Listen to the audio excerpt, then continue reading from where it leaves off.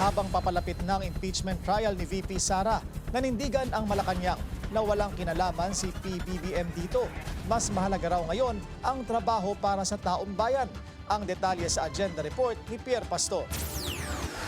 Matagal nang sinasabi ng Malacanang na walang kinalaman si Pangulong Bongbong Marcos at ang palasyo sa pagpapa-impeach kay VP Sara, pero pilit pa ring idinadawit ang Pangulo rito. Nauna nang nagpasalamat ang ilang House leaders kay PBBM sa pagiging hands-off niya sa impeachment case laban sa bise. Sa social media kahapon kumalat ang ilang artikulong nagsasabi na ayaw ni PBBM ang impeachment ni VP Sara at ipinag-uutos sa kanyang gabinete na mag-focus na lang sa pagtatrabaho at iwasan na ang pamumulitika. Hindi ito tahasang kinumpirma ni Palace Press Officer Yusik Claire Castro, pero sinabi niyang may utos ang Pangulo. Verify ko po sa inyo, totoo pong pinag-utos ng Pangulo na dapat asikasuhin po namin ang trabaho.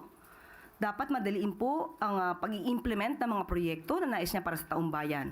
Pero pagdating po sa impeachment, yan po ay nasa kamay na po ng Senado, nasa kamay na rin po ito ng mga prosecutors. So hayaan na lang po natin yung prosesong dumaloy ng normal.